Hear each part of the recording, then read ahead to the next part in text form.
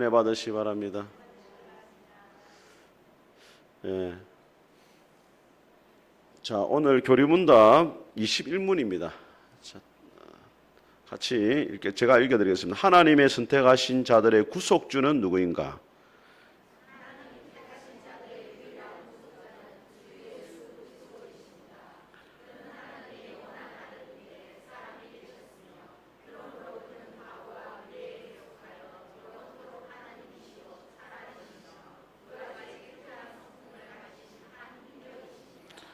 아멘. 여러분, 우리가 고치지 못할 병에 걸렸다고 생각할 때, 고치지 못할 병에 걸렸는데 병을 고칠 수 있는 사람이 나타났다 이렇게 하면은 여러분 마음이 어떻겠어요? 기쁘겠죠? 그걸 만나고 싶겠어요? 안 만나고 싶겠어요? 만나고 싶겠죠. 여러분이 갚을 수 없는 빚을 졌는데 그 빚을 대신 갚아줄 사람이 나타났다 하면은 어떻겠습니까? 기쁘겠죠. 예. 우리 예수님이 바로 그런 분이라는 거예요. 우리가 하나님 앞에 도무지 갚을 수 없는 죄의 빚을 지고 있었는데, 또 도무지 고칠 수 없는 죄의 질병에 걸려 있었는데, 그 죄의 질병을 치료해 주시고 우리의 빚을 대신 갚아 주실 분이 이 땅에 오셨다는 거예요. 그분이 누굽니까? 예수님. 그래서 오늘 말씀해 보니까 교리문답에 하나님이 택하신 자들의 유일한 누굽니까? 구속자. 우리를 구원해 주실 분이 바로 누구냐면 예수님이라는 거예요. 아담과 하와가 세상에 하나님이 지은 세상에 살다가 타락을 했잖아요. 그 타락한 모든 인류는 다 어디로 가게 되어 있습니까? 지옥으로 가게 되어 있었는데 하나님이 그 타락한 인류를 그대로 지옥 가도록 내버려 두지 아니하시고 구속자를 예비하셨다는 거예요. 그게 창세기 3장 15절의 말씀이에요. 여인의 우선과 뱀의 우선이 싸우게 되고 여인의 우선은 뱀의 머리를 깨뜨리고 뱀은 그의 발꿈치를 깨뜨리게 될 것이다. 구속자에 대한 예언이잖아요. 이게 하나님의 놀라운 은혜예요, 여러분. 그래서 천사들이 예수님이 탄생하시던 날 밤에 찬양을 하잖아요. 목자들한테 말을 하잖아요. 예?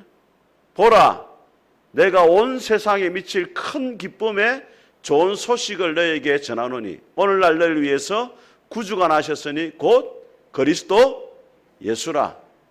천사들이 온 세상에 미칠 큰 기쁨에 좋은 소식을 전한다.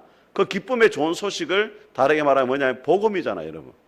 온 세상이 들어서 기쁜 소식이 뭐예요? 예수님이 죄의 문제를 해결하기 위해서 오셨다. 믿습니까, 여러분? 온 세상이 기쁜 소식이에요. 옆에 집에 사람이 로또에 당첨됐다. 이거는 기쁜 소식 아니에요. 배 아픈 소식이죠. 막 짜증이 살살 나죠. 옆집 애가 서울대 들어갔다. 기쁜 소식 아니에요. 아닙니다.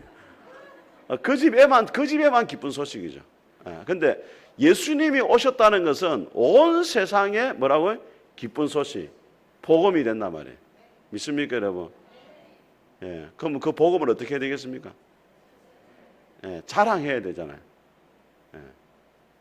오늘 우리 나고목 집사님, 우리 남편 되시는 분이 교회로 오셔가지고 저하고 한 30분, 40분 말씀을 나눴는데 제가 그런 이야기를 했어요. 우리 나고목 집사님이 왜 우리 선생님을 교회로 오시라고 하느냐? 천국까지 가서 같이 남편을 보고 싶기 때문에 남편을 사랑하는 마음으로 이렇게 하시는 거다. 그러니까 얼굴이 쫙 밝아지시더라고. 이 사람 날 이렇게 사랑했나 이렇게 밝아지시고, 우리 나 집사님 오셔가지고 생명의 삶을 이야기하시면서 좋은 물건이 있으면 이 사람 저 사람 선전하는 것처럼 당신한테도 선전한 거다. 그렇게 이야기를 하시더라고요. 그래서 참 감사한 건 이렇게 하더라고요. 제가 선생님이 교회로 오신 것은 스스로 오신 것처럼 보이지만 사실은 하나님이 때가 되니까 마음을 감동하셔가지고 선생님을 구원하기 오게 하신 겁니다. 이렇게 했어요. 그래서 선생님이 이렇게 말하더라고요. 제가 마음이 없으면 왔겠습니까? 그 하나님을 알고 싶은 마음이 있다는 거예요. 마음에. 그 다음 주부터 세가족 공부를 좀 하기로 했어요. 우리가 이 복음의 기쁜 소식, 예수 믿는 사람들이 참 별나잖아요. 지만 잘 믿으면 되는데 뭐 한다고 옆에 사람 자꾸 예수 믿어라 왜 그렇게 합니까, 여러분? 제가 우리 오늘 낮에서 남편이 그렇게 말했거든요. 집에 불이 타고 있다. 소방관이 어떻게 하겠냐? 불이 타고 있으면 사람이 그 안에 있는데 그냥 내버려 두겠냐? 아니면 가서 건져내겠냐? 건져내야 되지 않겠냐? 우리 마음이 지금 그런 마음입니다. 우리가 복음을 전하고 예수님 믿으라는 것이 이 믿지 않는 사람들이 지옥으로 지금 달려가고 있는데 내버려 둘 수가 없어가지고 예수 믿는 사람들이 복음을 전하는 겁니다. 그 복음의 핵심이 뭐라고요? 예수 그리스도. 믿습니까, 여러분? 그래서 여러분, 복음이 뭐냐 하면은, 복음이 뭐예요, 여러분? 또 물어보면 모르죠. 자, 복음이라는 것은 기쁜 소식인데 예수님과 관계된 것은 다 복음이에요. 보라, 내가 온 세상에 미칠 큰 기쁨의 좋은 소식을 너에게 전하노라. 오늘날 너희 동네에 누가 나셨다? 예수님이 오신 것도 복음이고 우리 죄를 위해 십자가에 죽으신 것도 기쁜 소식이고 그 예수님이 다시 살아나신 것도 기쁜 소식이고 하늘로 가신 그 예수님이 다시 오신다는 것도 뭐예요? 기쁜 소식이에요. 예수님과 관계된 거는 다 뭐라고요? 기쁜 소식, 복음이다. 예. 자, 구약의 말씀을 보게 되어지면은 이게 장소시 하나 넘겨보세요. 안 넘어가네. 자, 파워포인트가 안 되나? 자, 한번 읽어보겠습니다. 룻기 3장 9절 시작. 이르되 내가 누구냐 하니 대답하되 나는 당신의 여종 루시오니 당신의 옷자락을 피워 당신의 여종을 덮으소서. 이는 당신이 기업 물을 자가 됨이니이다. 우리가 룻기 설교를 들었지만은 룻기 본문의 핵심은 뭐냐면 기업 물을 자입니다. 룻의 가정, 나오미의 가정이 땅을 다 팔아버리고 타워를 갔다가 돌아왔잖아요. 아무것도 가진 게 없는데 그 땅을 다시 사주고 다시 집안을 회복시켜 줄 사람이 누구냐면 기업 물을 자거든요. 하나님이 물려주신 유산을 다시 회복시켜 준다 이 말이에요. 그걸 히브리어 말로 뭐라 말하냐면 따라합니다. 고엘이라 합니다. 기업 물어 줄 자를. 근데 기업 물어 줄 자가 되기 위해서는 세 가지 조건이 있어야 됩니다. 자, 뭡니까 여러분? 네, 그렇죠. 가장 가까운 가족이나 친척이 돼야 되고 또 뭐가 있을 때? 그 친척이나 가족이 기업을 물어줄 수 있는 팔아버리기엔 돈을 주고 사줘야 되거든요. 돈을 주고 사줄 수 있는 능력이 있어야 되고 그 다음에 세 번째는 뭐예요? 자원해야 됩니다. 그래서 룻기 4장에 보면은 보아스보다 더 가까운 룻의 친척이 있었는데 그가 가족이고 가까운 가족이고 친척이고 능력도 있는데 자원을 안 하잖아요. 그런데 누가 자원했습니까? 보아스가 자원했잖아요. 그러니까 우리의 기업을 물어줄 자는 누구냐? 예수님이죠. 예수님. 근데 예수님은 어떤 분이시냐? 가장 가까운 가족이 되기 위해서 인간의 머리 이 땅에 오셨어요. 로마서 8장에 보게 되면 예수님이 우리의 맏아들이 되신다. 우리의 큰형님이 되신다. 그렇게 이해가 되시죠, 여러분? 그러니까 두 번째, 예수님은 뭡니까? 인간을 구속하실 충분한 능력이 있죠. 왜?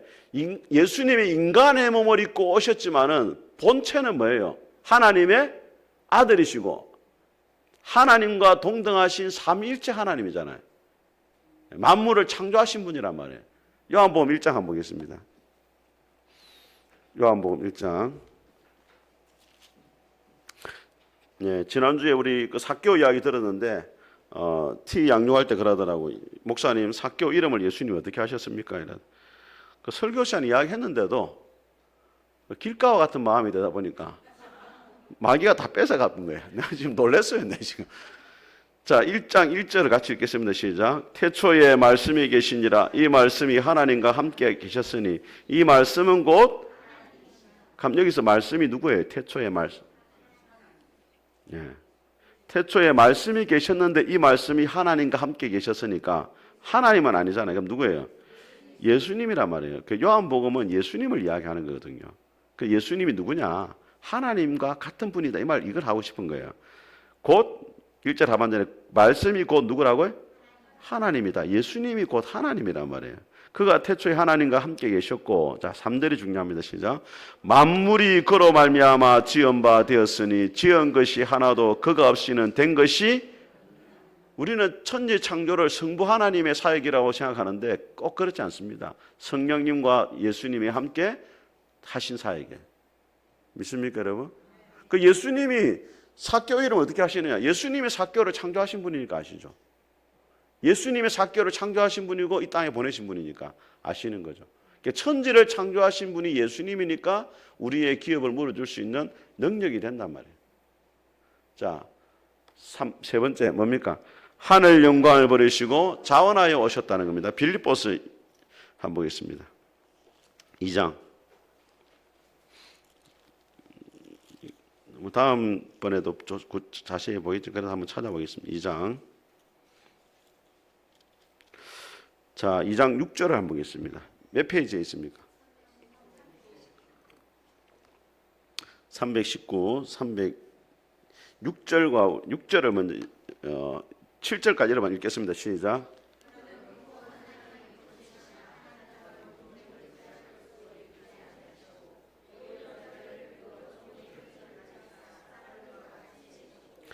자, 여기 보시면은 근본 하나님과 뭡니까? 하나님과 동등하다 이 말이에요. 하나님과 본질상 동등한데 하나님과 동등됨을 취할 것으로 마셨다. 여기지 않고 오히려 자기를 비웠단 말이에요. 권리를 포기했단 말이에요. 왜? 우리를 구원하기 위해서 이 땅에 내려오시기 위해서 하나님의 자리를 포기하고 낮아지셨다는 거예요. 8절에 보니까 사람의 모양으로 나타나서 자기를 낮추시고 죽기까지 복종하셨으니 곧 십자가에 죽으심이라. 믿습니까 여러분? 그러니까 예수님이 그렇게 할 의무는 없어요. 그런데 자원해가지고 하나님의 영광의 보좌를 버리시고 이 땅에 내려오셔가지고 우리의 구속주가 되시기로 작정을 하셨다는 거예요. 자, 그러면은 자, 여기 보시면은 자, 마태복음 1장 21절 같이 읽어보겠습니다. 시작. 아들을 낳으리니 이름을 예수라 하라. 이는 그가 자기 백성을 그들의 죄에서 예수님이라는 그 히브리어 밑에 보면 지저스가 위에 있잖아요. 영어가 지저스고 히브리어가 예수아입니다. 따라하면 예수아. 그러니까 여러분 우리 한글 성경이 번역을 참 잘한 거예요. 똑같진 않지만은 히브리어로 예수아거든요. 근데 우리 한글 성경에 예수님 누구예요? 예수잖아요. 그건 지저스. 영어는 내가 볼 때 형편없어요. 저기 왜 나왔는지 모르겠어요. 그러니까 이게 약간 그 헬라의 영향을 받으면서 제우스에서 지저스가 나왔다는 말이 있어요. 저 말이 좀 안 좋은 번역이라고 이야기합니다. 제우스에서 지저스 비슷하죠. 제우스하고 지저스하고 예수아하고는 전혀 다르잖아요. 한글 성경 뭐라고요? 예수. 근데 히브리어인들은 이름을 지을 때 다 의미가 있어요. 여러분 솔로몬의 이름 뜻은 뭡니까? 솔로몬은 누가 이름을 지었어요? 네? 솔로몬은 그 솔로몬 이름 뜻은 뭐예요? 눈이 저렇게 맑아가지고 거짓말을 저리잖아요.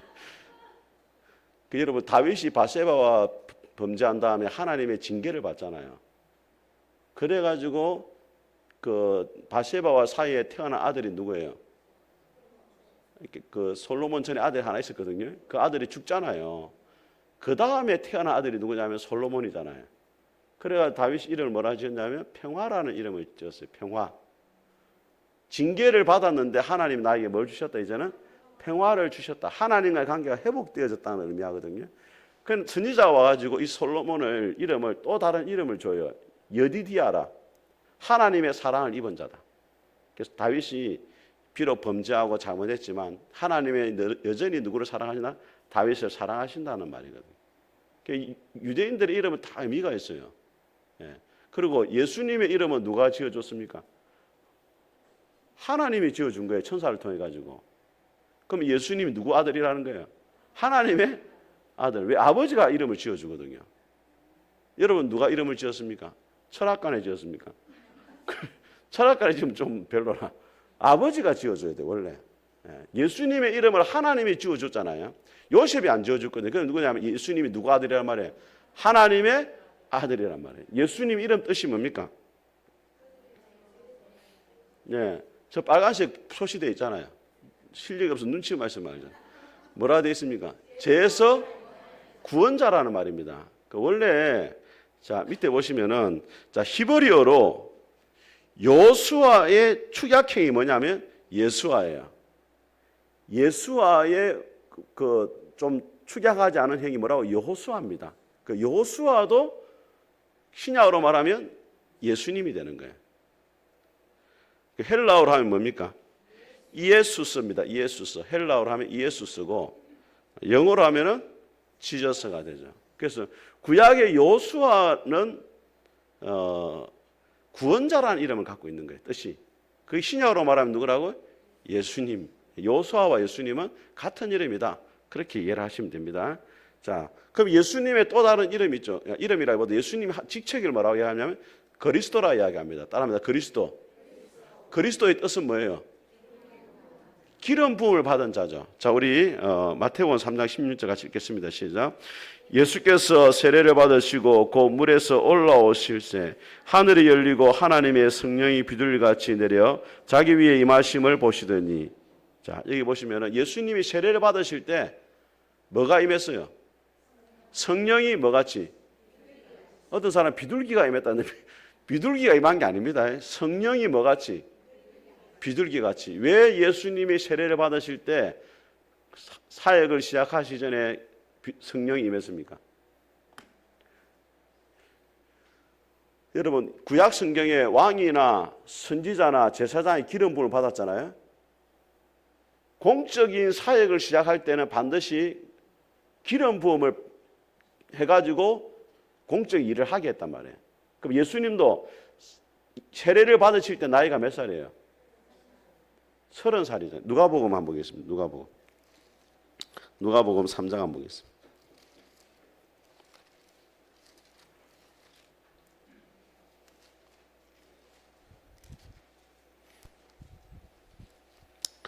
누가복음 3장 21절 한번 보세요. 자, 21절 보시면 백성이 다 세례를 받으시고 예수도 세례를 받으시고 기도하실 때 하늘이 열리며. 여러분, 기도할 때 뭐가 열린다고요? 여러분이 기도하실 때도 하늘이 열리는 줄 믿습니다. 22절에 보니까 성령이 비둘기 같은 형체로 그 위에 강림하시더니 하늘로부터 소리가 나기를 너는 내 사랑 아들이라 내가 너를 기뻐하노라 하시니라.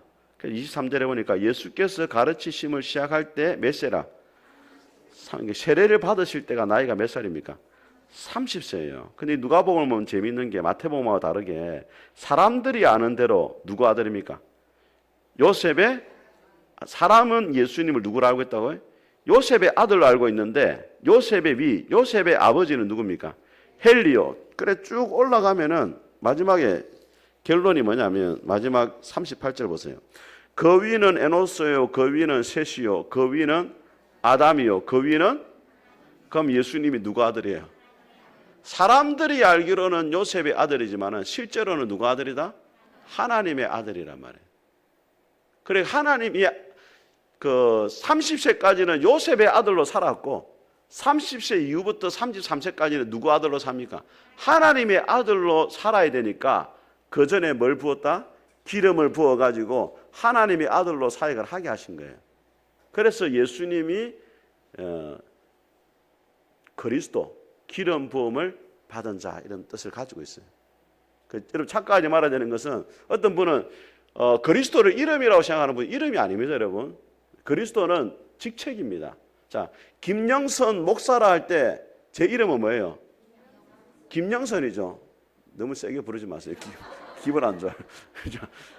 제 이름은 김영선이고 목사는 뭐예요? 직책이잖아요. 김영선이라는 사람이 하는 일이 목사란 말이에요. 예수는 이름이고 그 예수라는 분이 하시는 일이 뭐냐? 그리스도. 그리스도는 뭐냐면 왕이 되시고 선지자시고 제사장의 역할을 하신다는 게. 왕이라는 말은 무슨 말이에요?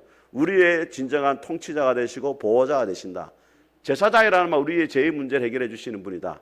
선지자라는 말은 하나님이 누구인지를 제대로 가르쳐주고 하나님의 말씀 우리에게 전해주시는 분이시다. 그 세 가지 직책을 다 하시는 분이 누구라고요? 그리스도다. 우리 사도행전 10장 한번 보겠습니다. 10장 38절 한번 보겠습니다.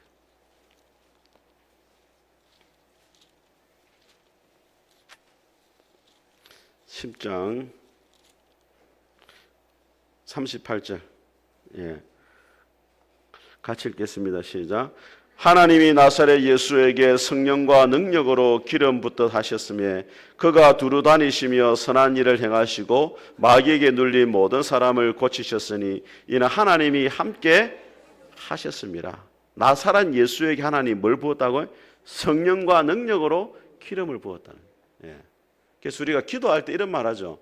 우리 목사님에게 성령으로 뭘 주시고 기름을 부어주시고 할 때 기름 부음이라는 것은 성령의 충만한 역사 가운데 특별히 능력과 관계된 것을 기름 부음이다 이렇게 이야기를 해요. 기름 부으셔가지고 하나님의 성령의 능력을 주셔가지고 인간의 힘으로 하지 못하는 일을 하게 하는 것이 기름 부음의 역사예요.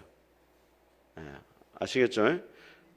그래서 예수님은 하시는 일이 그리스도, 쉽게 말하면 구원자로 역할을 하신다 그런 뜻입니다. 자, 앞에 그림을 한번 보시면은 옛날에 이 물고기 그림을 차에다 많이 붙이고 다녔어요. 한때 우리 한국 교회에 뭐 80년대, 90년대 혹시 기억나시죠? 예. 이 물고기가 그린 차량이 새치기를 많이 했습니다 그때. 그래가지고 이미지가 안 좋아요. 그 다음 잘 안 붙여요. 이제 저도 처음에 이제 교회 우리 개척 초기에는 김해 우리 교회 스티커를 붙였어요. 저 차에도 붙이고 그때 뭐 장로님 차에도 붙이고 했는데 이 붙이는 게 별로 안 좋더라고. 제가 보니까 붙이게 되니까 간혹 실수를 하거나 잘못할 때 교회가 욕을 듣는 거예요. 그 교회마다 지금 대부분 교회 차량 붙여놓은, 물론 이제 교회 차량에 붙이는 이유는 이제 차량 운행을 할 때 우리 교회 차량을 알리기 위해서인데 제가 보니까 붙이는 게 별로 안 좋아요. 신호 위반을 하는 경우도 가끔씩 있고 뭐 문제가 생길 때 있더래요. 근데 초대 교회에서는 그 물고기 모양을 그렸거든요. 그 초대 로마의 지배 아래 있을 때 누가 예수 믿는 사람인지 모르잖아요. 그래서 이게 물고기를 딱 그리잖아요. 그 사람 앞에서. 그러면 이 사람이 누구다? 예수 믿는 사람이라는 것이 확인이 되는 거였어요. 근데 그 물고기를 그 헬라어 뜻이 이름이 뭐냐면 익투스입니다. 따라 익투스. 익투스가 저기 보면 헬라의 첫 번째 글자를 모으면 익투스가 되잖아요. 그게 물고기라는 말이에요. 그럼 헬라의 첫 번째 글자가 뭐냐? 저희 아이처럼 보이는 게 있잖아요. 그건 이에수스, 예수란 말이고, 그 다음 뭐예요? X 있잖아요. 그건 뭐예요? 그리스도. 그 다음에 번데기 모양, 저 데오스라는데 그는 하나님. 그 다음에 유, 그는 아들이란 뜻이에요. 그 다음에 마지막 구원자란 말이거든요. 이것을 다 모으면은 예수 그리스도는 하나님의 아들이고 구원자이시다. 그 고백이 담겨 있는 거예요. 자, 이 고백은 누가 한 고백이냐면 베드로가 한 고백이에요. 베드로가 예수님이 너희는 나를 누구로 하느냐 하니까 베드로가 뭐래 말했습니까? 주는 그리스도시고 살아계신 하나님의 아들이십니다. 이것을 하나로 만든 것이, 신앙고백을 만든 것이 익투스. 예수 그리스도는 하나님의 아들이시고 뭐다? 구원자다. 그래서 여러분들 혹시 스티커 같은 거 이렇게 구할 일 있으면 구해가지고 뭐 차에 붙이고 다녀도 상관은 없습니다. 그냥 차량 위반 딱지 걸릴 때는 푸른 습기라 절대 알리면 안 돼요. 자, 예수님은 그런데 이 땅에 오셨을 때도 하나님이지만은 인간의 몸을 입고 오셨기 때문에 뭘 가지고 있냐면 인성을 가지고 있다. 인간이 겪는 모든 것을 다 겪으시고 인간의 몸을 입고 오셨다. 예수님은 뭘 가지냐면 인성을 가지셨다 이 말이거든요. 같이 한번 읽어보겠습니다. 시작.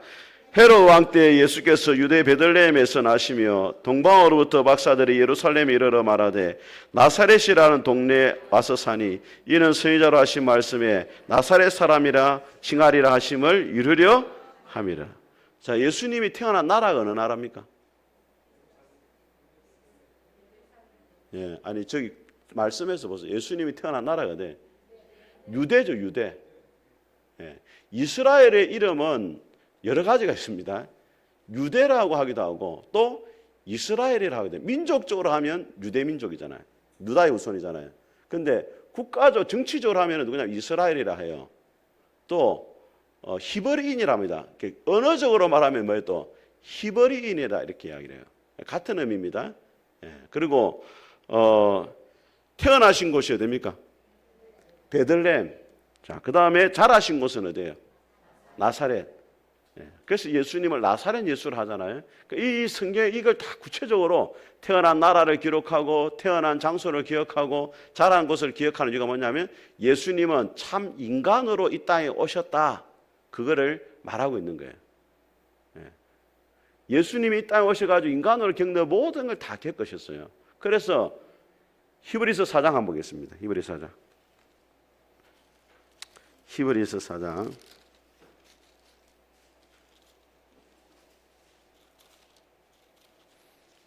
자, 페이지를 불러보세요.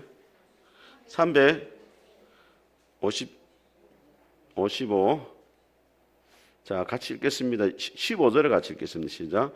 우리에게 있는 대제사장은 우리의 연약함을 동정하지 못하실 리가 아니요 모든 일이 우리와 똑같이 시험을 받으시니로되 죄는 없으시니라. 우리의 연약함을 다 알고 계신다는 왜? 연약한 인간의 몸으로 오셨기 때문에 다 아시는 거예요. 그래서 여러분 우리 티 양육 때 했지만은 마가복음 4장에 보면은 예수님이 배를 타고 가다가 뭐 합니까? 주무시죠. 왜 주무셨어요? 배 타고 가다 예수님이 왜 잡니까? 피곤하니까 그런 거예요. 요한복음 4장도 한번 보세요. 요한복음 4장.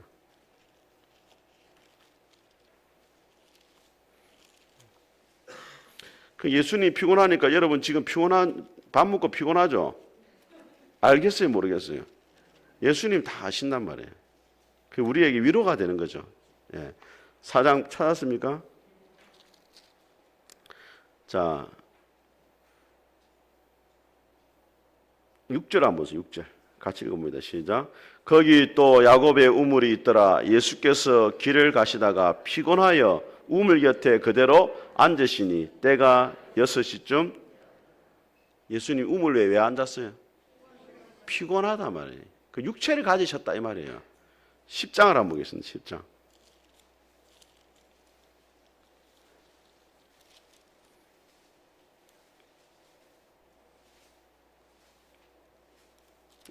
요한복음 11장입니다. 저 11장. 11장 나사로가 죽었을 때 찾아갔을 때 자, 35절 한번 보세요. 11장 35절 같이 읽겠습니다. 예수께서 삭개오의 무덤 앞에서 우셨다는 거예요. 물론 여기서는 인간적인 어떤 뭐 감정보다는 죄로 인해서 인류가 얼마나 비참해졌느냐 이런 측면에서 우신 것도 있지만은 예수님의 피곤도 아시고 슬픔도 아신단 말이에요. 그럼 예수님은 직장 생활을 해봤습니까? 안 해봤습니까? 목수일을 하셨잖아요. 그럼 예수님이 제일 잘 만든 게 뭐예요? 예? 무슨 가구를 제일 잘 만들었어요? 십자가. 상상력은 좋으신데. 전성에 의하면은 소가 매는 멍에를 제일 잘 만드셨다. 그렇게 나사렛 목수 출신이 만든 멍에를 알아줬다는 거예요. 그 예수님이 마태복음 11장에 뭐라 말입니까? 수고하고 무거운 짐진 자들아 다 내게로 오라 내가 너희를 쉬게 하리라. 나의 멍에는 쉽고 가볍다. 멍에가 가벼운 게 좋거든요. 예수님이 그렇게 잘 만들었다는 거예요. 예수님이 인간의 머리를 꼬셨다는 것은 여러분의 모든 희노애락을 주님이 다 겪으셨기 때문에 다 아신다는 거예요. 예수님이 배고픔을 알아요, 몰라요? 왜? 40일 금식을 했잖아요. 예수님 여러분의 배고픈 것도 다 아신다는 거예요. 여러분의 모든 것을 모르는 것이 없어요. 자, 그 다음에 예수님의 신성입니다. 같이 한번 읽어보겠습니다. 시작. 백부장과 및 함께 예수를 지키던 자들이 지진과 그 되는 일을 보고 심히 두려워하여 가로되 이는 진실로 하나님의 인간의 몸을 입고 오셨지만은 단순한 인간이 아니라 그분은 또 누구다? 하나님이시단 말이에요.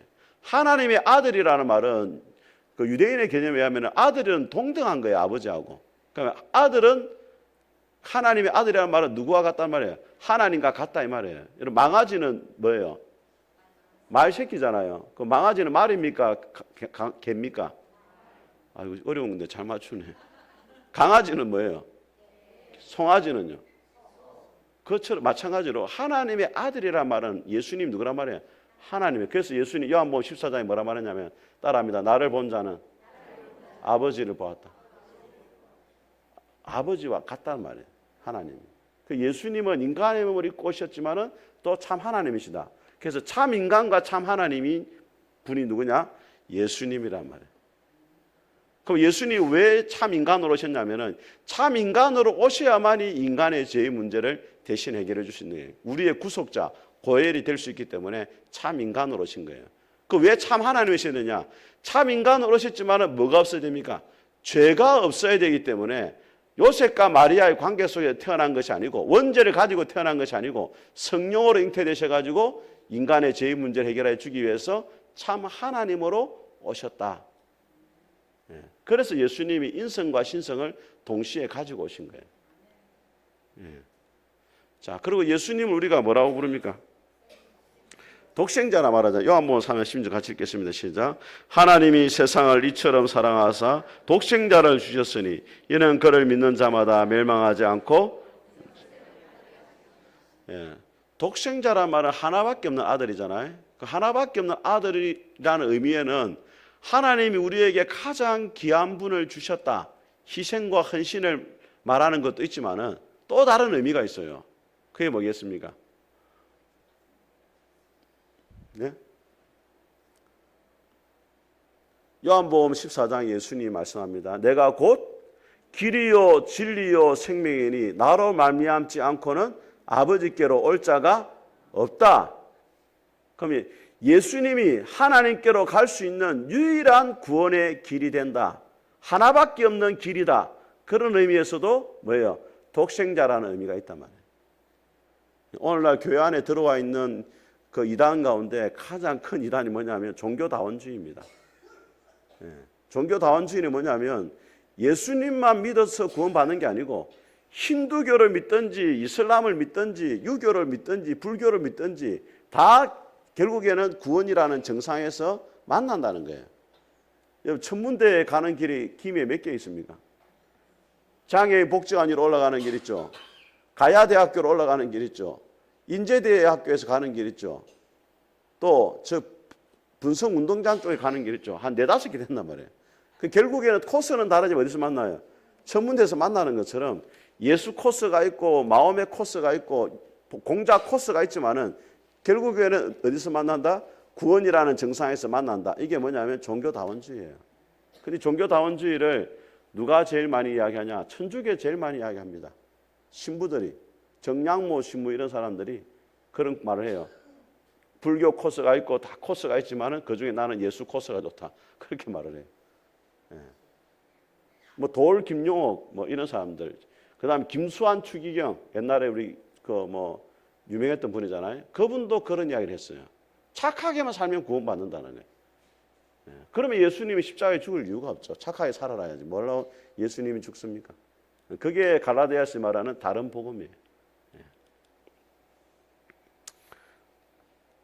자, 그래서 우리가 사도신경을 고백할 때, 자, 성령으로 잉태하사 뭡니까?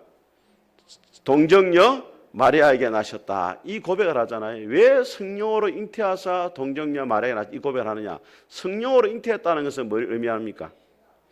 참 읽어보겠습니다. 시작. 죄가 없으신 온전한 하나님으로 오셨다. 이 고백이에요. 성령으로 잉태하셨다. 이 말은 죄가 없이 온전한 하나님으로 오셨다. 그 다음에 또 다른 고백이 뭡니까? 동정녀 마리아에게 나시고, 이것은 뭔 고백입니까? 같이 읽습니다. 시작. 완전한 인간으로 이 땅에 오셨다. 성령으로 잉태했다는 말은 하나님으로 이 땅에 오셨다 이 말이고, 동정녀 마리아에게 나셨다 이 말은 인간의 몸을 입고 이 땅에 참 인간으로 오셨다. 그러니까 참 하나님과 참 인간으로 오셨다. 이게 고백이에요. 여러분, 이게 왜 중요하냐면 이 초대 교회에 수백 년 동안 뭘과 싸웠느냐? 예수님이 하나님이냐 인간이냐? 이를 가지고 오랫동안 400년 가까이 논쟁이 있었어. 논쟁이.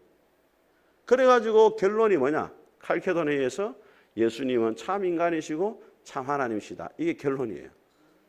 그 여호와 정의는 왜 이단입니까? 예수님을 인간으로만 생각합니다. 하나님이 만드신 피조물 중에 가장 뛰어난 선지자고 그 인간이다. 그게 여호와 증인들이 말하는 예수님에 대한 교리입니다, 여러분. 그러니까 이단이죠, 여러분. 예수님을 하나님이라 인정을 안 하는 거예요. 여호와 증인은 또 성령님도 물질로 봅니다. 성령을 물질로 봐요. 하나님이 우리 성도들을 믿음 생활 잘할 수 있도록 도와주는 에너지에 불과하다. 그래서 여호와 정의는 누구만 하나님입니까? 여호와만 하나님. 그래서 무슨 정의? 여호와를 정의하는. 웃기죠. 예. 여러분 예수님이 사도행전 1장 8절에 하늘 올라가실 때 뭐라 말했습니까? 오직 성령이 너희에게 마시면 너희가 권능을 받고 예루살렘과 온 유대와 사마리아 땅끝까지 누구 정의 되라? 예수님의 정인이 되랬잖아요. 그럼 자기들이 예수님 정인에 이랬으면 조금 설득력 있는데 여호와 정인, 여호와를 정언하라 이런 말이 없어요, 성경에. 예. 그래서 여러분 이단을 분별하는 기준 중에 하나가 사도신경이 그래서 중요한 거예요. 사도신경이 그냥 막 쓸데없이 그냥 몇 자 적어놓은 게 아니라 말이에요. 자세히 살펴보면 거기에는 다 의미가 있는 거란 말이에요. 그런데 뭐 카톨릭이란 말, 공교회를 믿는다는 말이 영어로 보면 카톨릭 처치를 믿는다 이렇게 있거든요. 그래서 이게 뭐 카톨릭에서 만들어졌기 때문에 잘못됐다는데 카톨릭에서 만들 이전에 벌써 초대교회의 이 그 신경 중에서 사도신경의 내용의 고백이 다 들어 있어요. 이것을 언제 썼느냐? 세례를 받을 때 학습 문답용어로 썼단 말이에요. 당신은 전능하사 천지이신 하나님 믿습니까? 아멘. 그 유일하신 아들 예수 그리스도를 믿습니까? 아멘. 이렇게 문답으로 썼던 거란 말이에요. 그걸 정리를 한 것뿐이지 그게 아니란 말이에요. 카톨릭이라는 말은 하나의 보편적 교회를 믿습니다 이 말이에요. 카톨릭 천주교를 믿는단 말 아니고 하나의 보편적 교회라는 말은 뭐냐면 예수 그리스도를 믿는 교회가 중국에 있든지 태국에 있든지 저기 미국에 있든지 다 같은 하나님 안에서 한 가족입니다. 그래서 여러분 우리가 선교사님들에게 왜 후원을 합니까? 같은 뭐기 때문에 형제이기 때문에 뭐 하는 거예요? 후원을 하는 거예요. 같은 주님의 교회니까. 그럼 이단들은 우리의 그 참 교회가 아니잖아요. 그러니까 우리 하나의 교회가 될 수가 없는 거죠. 네. 그래서 우리 T 양육 때도 배웠지만은 예루살렘 그 안디옥 교회가 예루살렘 교회에 왜 후원을 합니까? 하나의 교회니까. 네. 이해가 되시죠? 네. 그래서 우리가 옆에 있는 교회, 뭐 드림교회나 지구촌 교회나 다 우리 하신 형제예요. 예, 그분들을 우리가 미워하면 안 됩니다.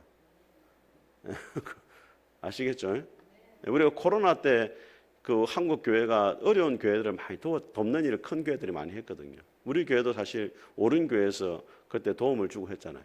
예. 지난번에 그 태풍이 와가지고 태풍이 온 게 아니고 비가 많이 와가지고 소나무가 하나 떨어져가지고 우리 애들 트램플린이 그 하나 박살났잖아요. 오른쪽 그게. 그래가지고 그 수리하라고 300만 원 보내주는데 수리비 얼마 안 들었네. 그래. 하여튼 뭐그 주는 데서 하겠으면 받아야지.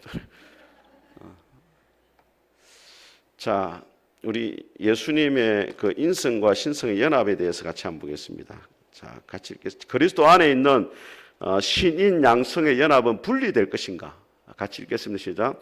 그렇지 않다. 그 두 가지 구별된 신인 양성을 입으시고 그리고 한 인격적으로 영원히 계셨고 계속해서 여러분 예수님은 우리가 천국에 가서도 인간의 몸을 입으신 예수님, 부활의 몸을 지니신 예수님 우리가 보게 된다는 거예요.